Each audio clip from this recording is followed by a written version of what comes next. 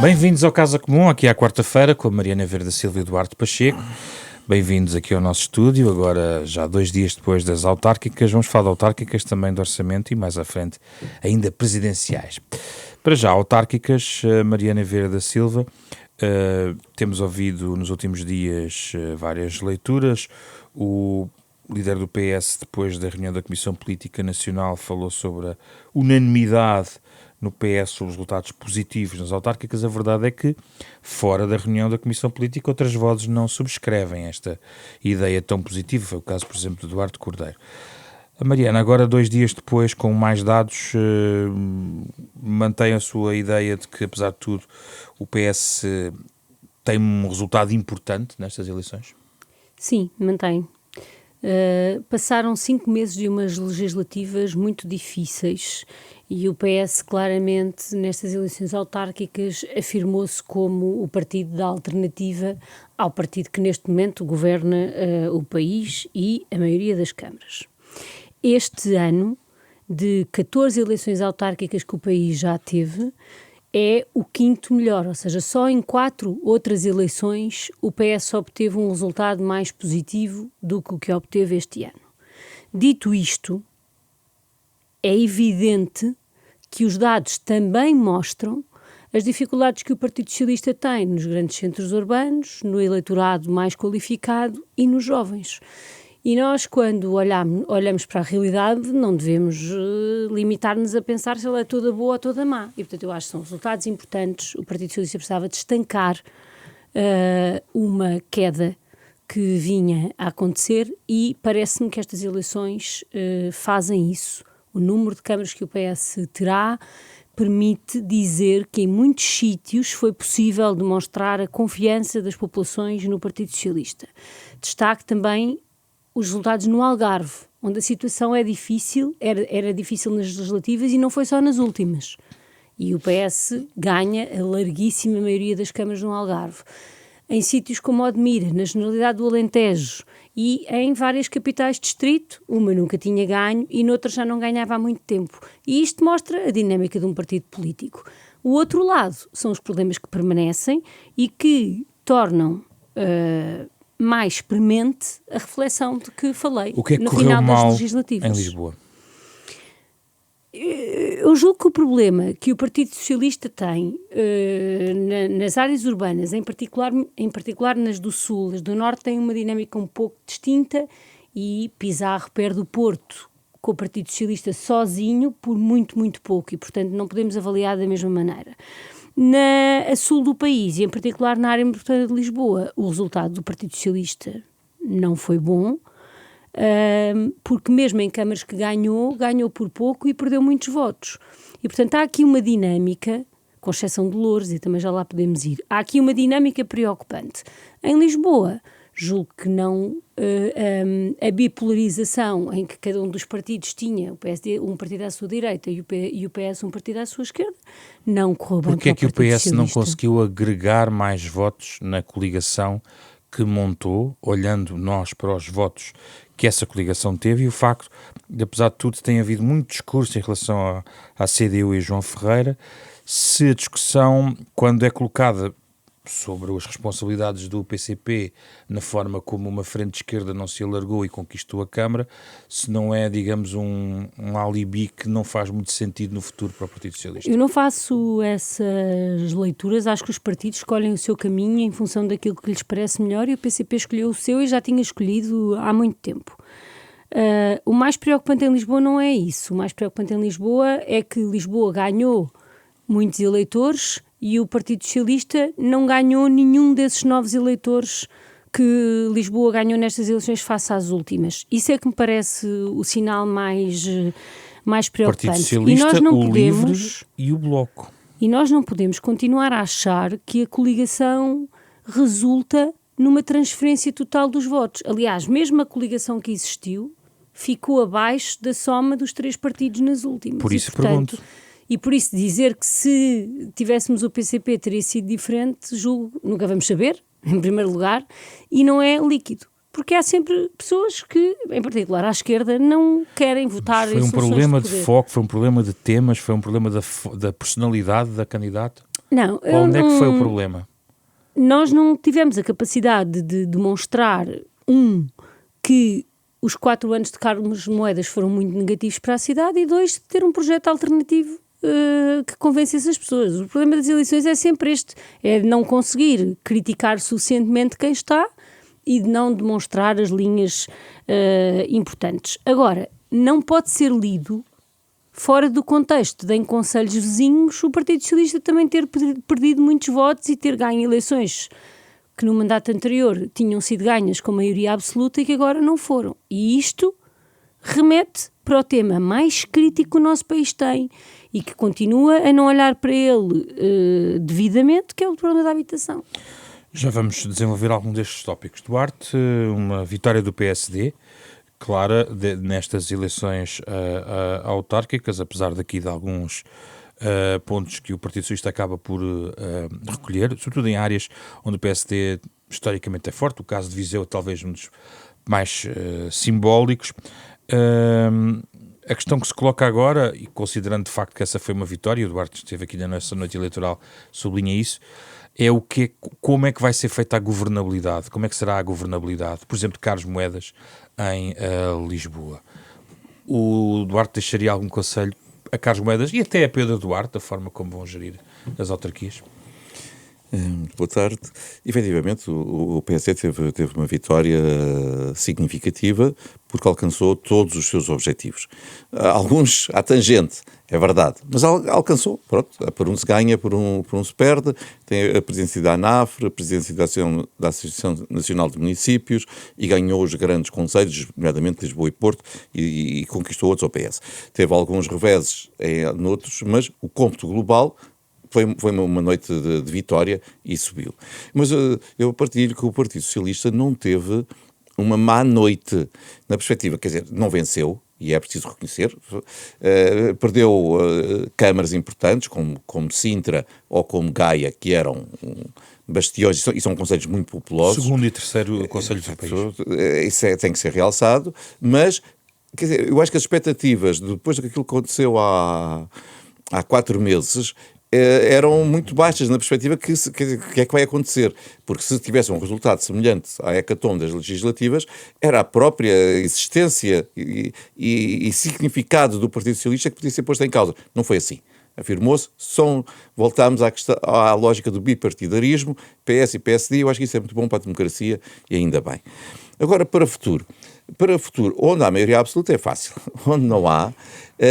São poucos. Aí era fácil. Agora, onde não há, nós temos visto que no poder local há entendimentos muito fáceis entre as diversas forças políticas, desde que haja abertura de ambos para o fazer. Quer dizer, quem é poder tem que estar disponível para ceder alguma coisa e os outros têm que estar disponíveis para encontrar soluções que sejam boas para o Conselho. Eu posso dar vários exemplos. Lisboa, Porto, Rui Rio, quando não tinha maioria absoluta, foi com o vereador da CDU, Rui Sá, que ele fez um acordo e governou. Em Almada, em Ilhas Medeiros, não tinha, fez um acordo com o Partido Social Democrata e atribuiu-lhe Loures e ele funcionou. Em Loures, o vereador do PSD teve ativamente até já no mandato com o Bernardino Soares enquanto Presidente da Câmara. Isso quer dizer que o PSD não deve evitar tentações de ir buscar o vereador que se salta do lado do Chega nos executivos? Quer dizer, mais do que salta, o ideal é ver quem é que está disponível para trabalhar pelo Conselho e está disponível para chegar a um entendimento. Por exemplo, Pedro Duarte mostrou claramente, pelo elogio que fez a Manuel Pizarro, que porventura está a contar com ele numa lógica de colaboração para resolver os problemas da cidade do Porto. Estávamos com o problema resolvido. Aqui em Lisboa a situação pode ser muito mais difícil. Que ainda está em aberto, na verdade, a questão dos 2 mandatos, por causa de uma eventual situação dos votos do Chega e do CDU. E portanto vamos ter que aguardar. Mas Carlos Moedas, ou vai governar sabendo que está em minoria e que em determinados momentos pode ter um confronto na Câmara e ser impedido de concretizar, ou faz acordo. Eu prefiro fazer os acordos porque isso permite uma previsibilidade a 4 anos.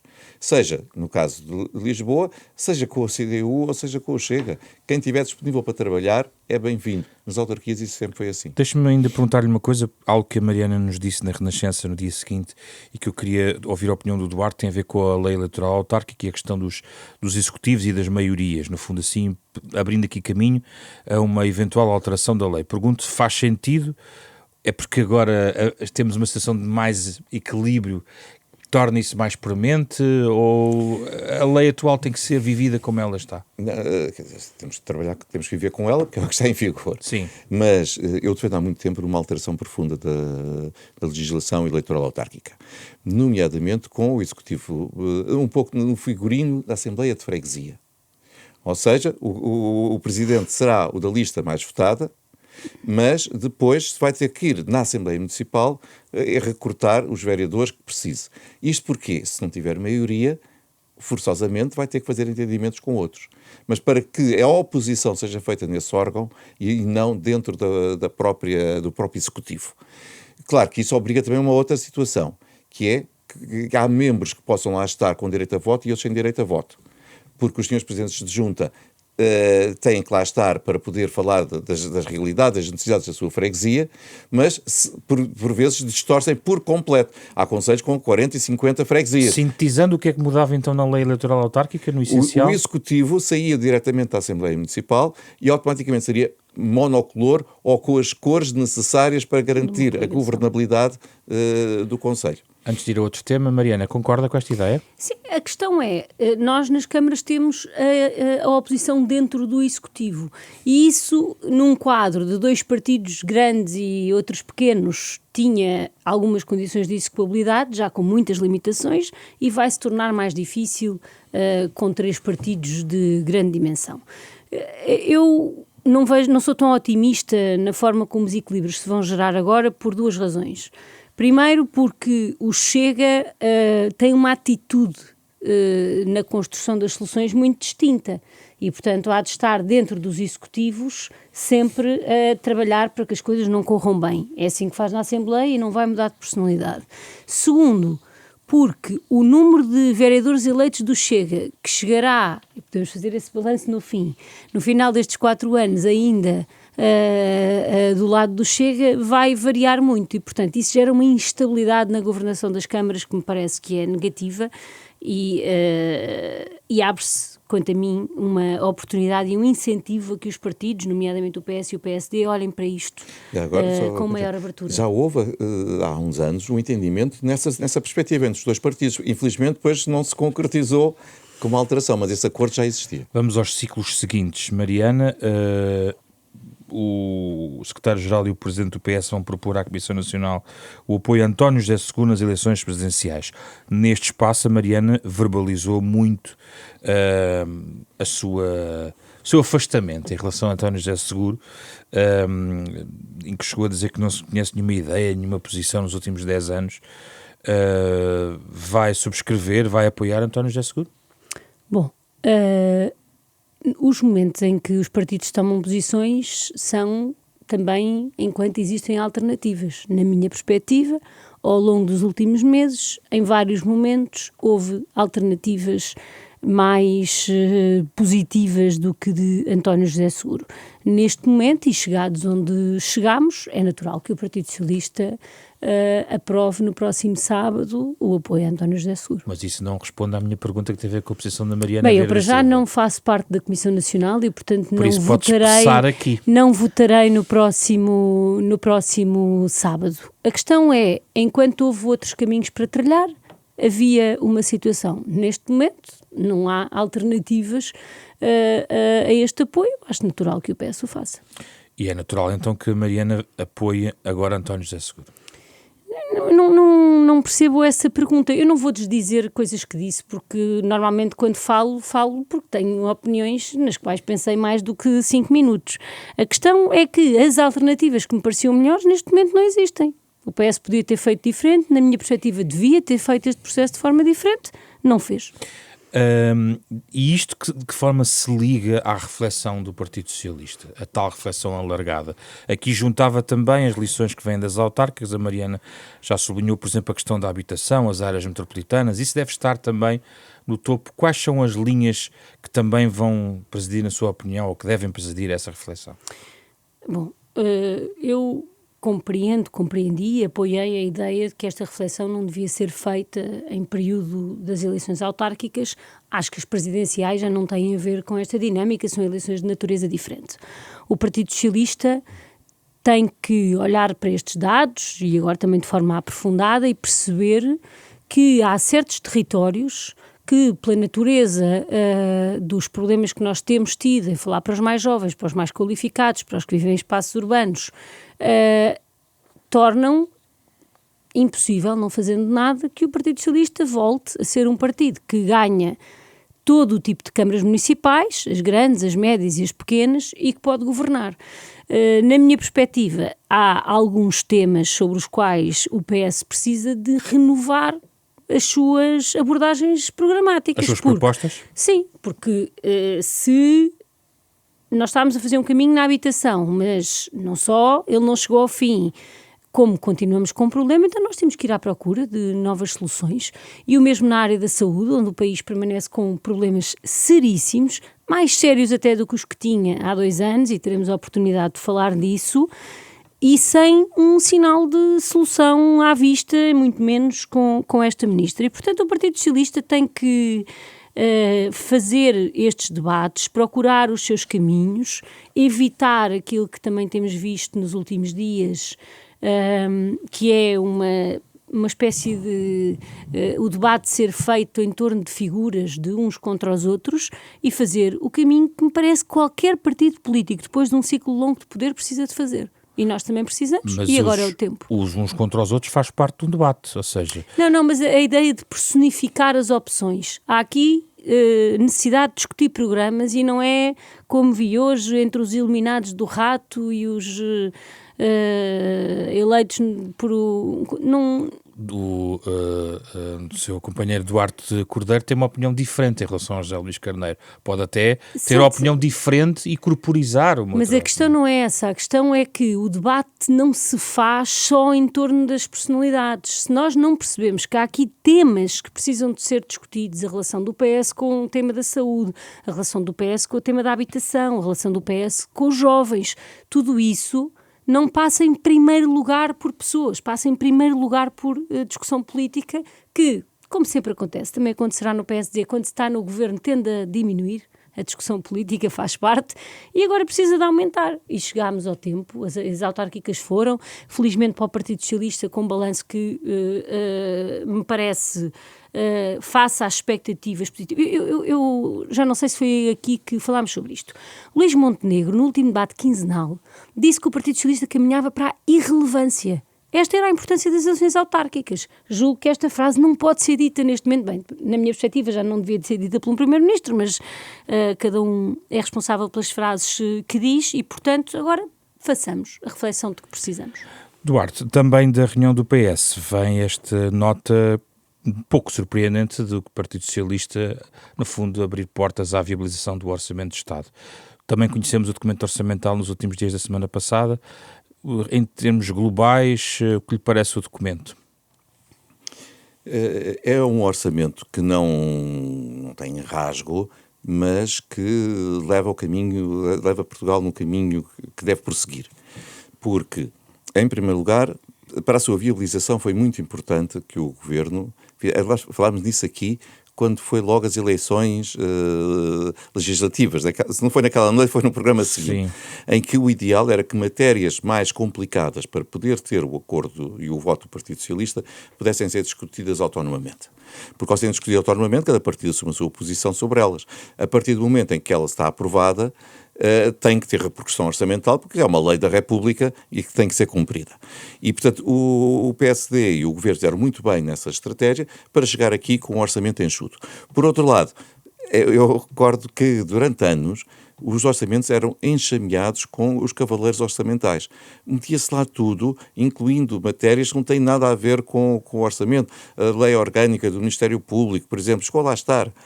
Não tinham nada a ver. Isso também ficou de facto. É um orçamento enxuto. Vantagem. Tem uma redução de impostos, o que é importante, na minha perspectiva. Segundo, consegue conter um saldo positivo, mínimo, mas é simbólico, porque é o terceiro ano consecutivo que Portugal está em superávit, portanto isso é simbólico, e ao contrário das previsões que alguns dizem que ele não vai ser cumprido, eu acredito que vai ser cumprido, porque o Ministro das Finanças tem sempre na sua mão instrumentos ao longo do ano que pode utilizar para assegurar que a despesa tem a execução adequada face ao objetivo de saldo que se pretende, e porventura até pode ser melhorado. Tem um saldo positivo, tem uma redução de impostos e reforça verbas nas mais diversas áreas. O único senão, vamos dizer assim, na minha perspectiva, é que continuamos com um crescimento muito, muito reduzido. É verdade que é maior que a média da União Europeia, e isso resulta sobretudo do facto da Alemanha e a França, que são as grandes economias, estarem em recessão técnica ou estagnação, e portanto todos os outros crescem mais que a média, mas crescer 2%, o país precisa de crescer mais. E enquanto não conseguimos ter, enquanto país, uma estratégia de crescimento mais assertiva, que nos leve para os 3, abaixo de 3 seria sempre complicado, mas 3 ou mais por cento, para que se gere a receita que o país precise, e com essa receita poder baixar ainda mais impostos ou ainda fazer alguns investimentos que são necessários. Mariana, o PS eventualmente viabilizará o orçamento. Isto torna o orçamento sem história ou ainda há notas relevantes a tirar? Bom, eu acho que o objetivo de reduzir a tensão em torno do orçamento está concretizado, o que significa que podemos passar os próximos tempos a discutir as opções que lá estão. O facto de um partido anunciar a sua abstenção não significa nem que não vá fazer propostas de alteração, nem que não vá criticar as opções que estão por trás neste orçamento, e cabe também a todos os partidos procurarem alcançar esse nível de debate político, que é o que se espera. E eu chamo a atenção que nós não estamos apenas a crescer menos do que queríamos, estamos a crescer menos, substancialmente menos, do que o Governo em maio, não foi há 3 anos, disse que íamos crescer este ano. E isto tem acontecido ano após ano. Temos um investimento público em níveis mínimos de execução. Temos o país a prever para o ano executar menos PRR do que este ano, sendo que é o último ano do PRR. E, portanto, há muitas perguntas para fazer e, felizmente, temos agora os próximos 2 meses para discutir orçamentos. Chama a atenção para a área da saúde, onde há pela primeira vez em muitos anos uma redução do investimento que é feito e que acho que é preciso ser explicado.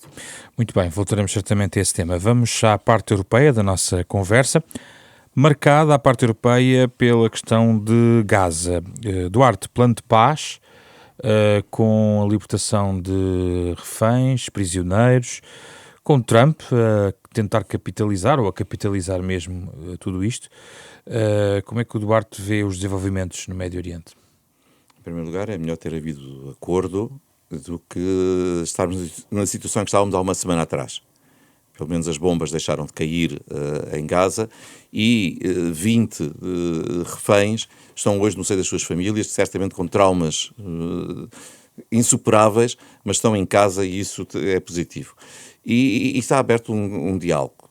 Qual é que vai ser o resultado? Já agora, isto aqui, Trump fez tudo para que o acordo fosse conhecido antes do Nobel da Paz, mas não conseguiu. Mas não conseguiu até do ponto de vista formal. Mas o acordo tem 2 partes, não é? É verdade. Pronto. Portanto, ainda pode ser para o ano. Do ponto de vista formal, porque as candidaturas são entregues logo a partir de janeiro e para factos já passados, e não para factos que só ocorrem depois da apresentação da candidatura. Portanto, não fazia sentido nenhum. Para o ano, se isto resultar, merece, quer dizer, se houver paz e houver os 2 Estados a serem criados, o Estado palestiniano a ser criado em simultâneo ao lado de Israel, muito bem, olha, é uma surpresa, mas ainda bem que isso se alcançou. Daqui a um ano nós registamos que o Duarte a favor do Nobel da Paz. Se isto resultar. Se isto resultar, foi a questão. Pronto, mas a questão do isto resultar é a segunda parte, não é? Da governabilidade do espaço, é isso? É precisamente se, por exemplo, o desarmamento Hamas não está claro que eles tenham aceito. As notícias de ontem são extremamente negativas. Com o Hamas na praça pública a recuperar posições que eram tomadas pelo exército israelita e a assassinar a executar adversários políticos à queima-roupa. Quer dizer, são estes senhores que os amigos daqueles que andaram na fortilha a caminho de Gaza. Portanto, a situação está longe de estar resolvida. Essa é logo uma das questões. Mesmo a questão agora da entidade e das tropas que vão assegurar a segurança não está fechado. A solução do protetorado para si faz sentido, da forma como Trump a elabora? O ideal seria através das Nações Unidas, um pouco como aconteceu com Timor-Leste, quando, depois das eleições, a Indonésia saiu numa transição para uma independência plena. E eram as Nações Unidas que exerciam esse poder, na altura com um representante... Aconteceu também no Kosovo, também. Precisa. Mas, ok, se for esta a solução, porque esta solução tem um grande mérito, que é envolver os países islâmicos da região. E tu dizes islâmico, que é para poder ter também a Turquia englobada.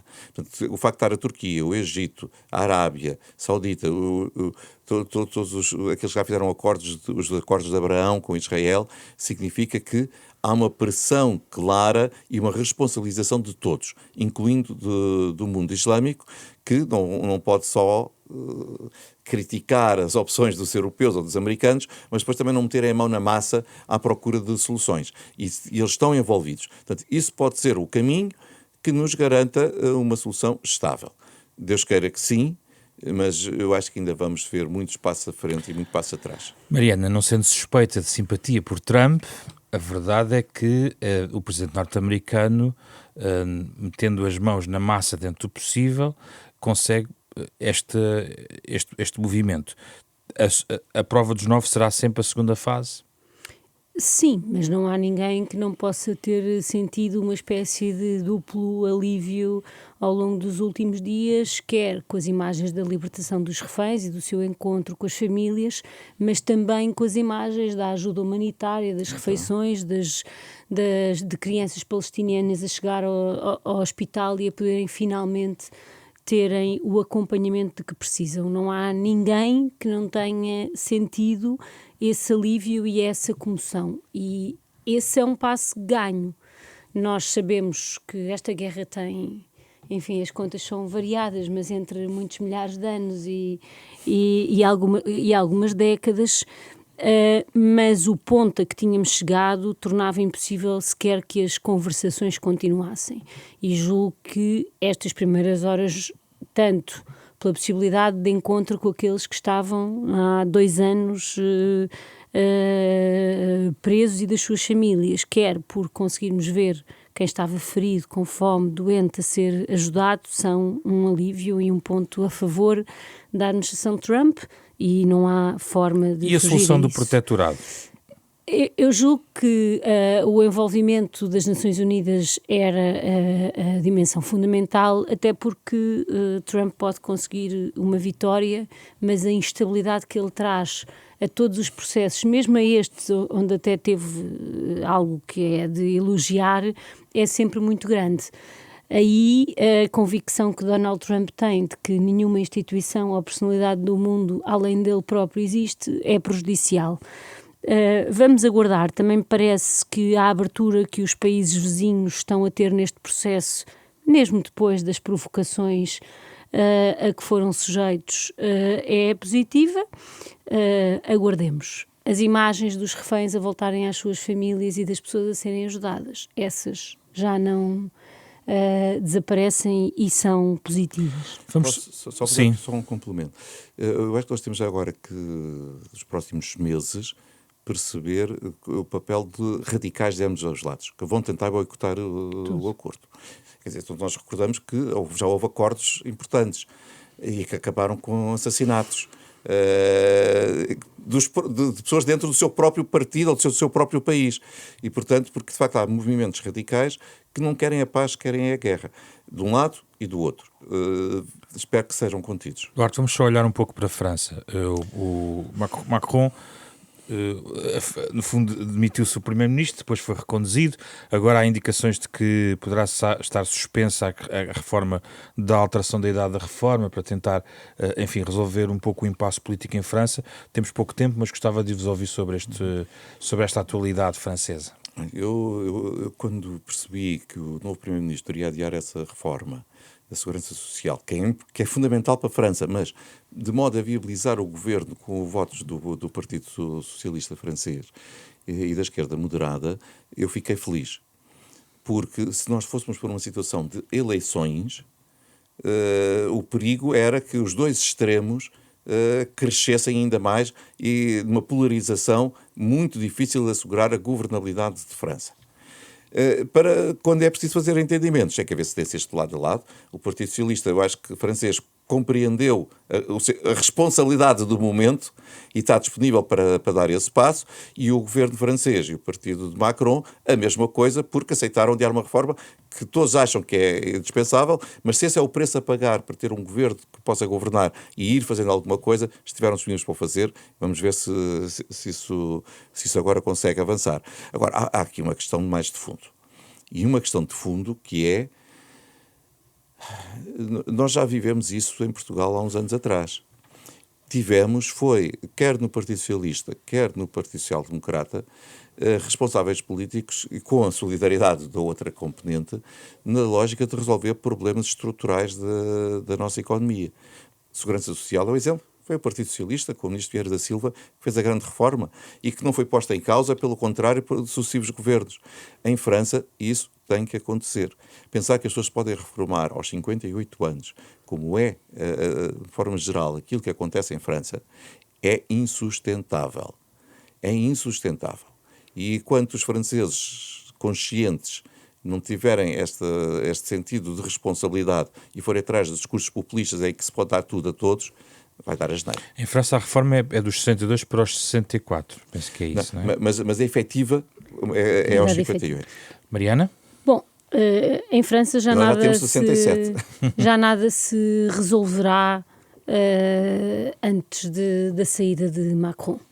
E esta é a realidade com que estamos confrontados. Emmanuel Macron tomou posições e decisões muito centradas na ideia de que salvaria a situação, também por achar de si próprio que se encontrava numa espécie de lugar equidistante entre o Partido Socialista francês e a direita mais conservadora, e falhou.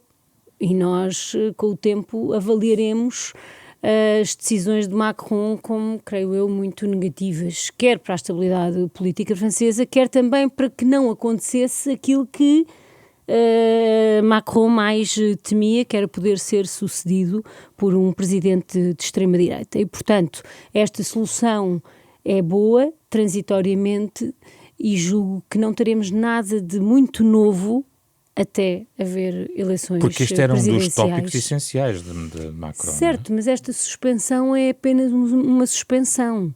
A questão é que um novo equilíbrio político só vai ser possível com eleições presidenciais. E aquilo que se espera é que os diferentes partidos e protagonistas políticos possam estar à altura do momento que vivem e que os partidos saibam escolher protagonistas políticos capazes de liderar. E liderar é fazer, às vezes, o que é preciso e as pessoas gostam, às vezes o que é preciso e o que as pessoas não gostam assim tanto, sabendo que no futuro será melhor. De preferência sem algumas características que Macron revelou nos últimos tempos, que é uma espécie de fé inabalável em si próprio, quando ninguém resolve nada sozinho. Também teremos muita França para comentar nos próximos meses. Voltamos na próxima quarta-feira. Euronet Plus.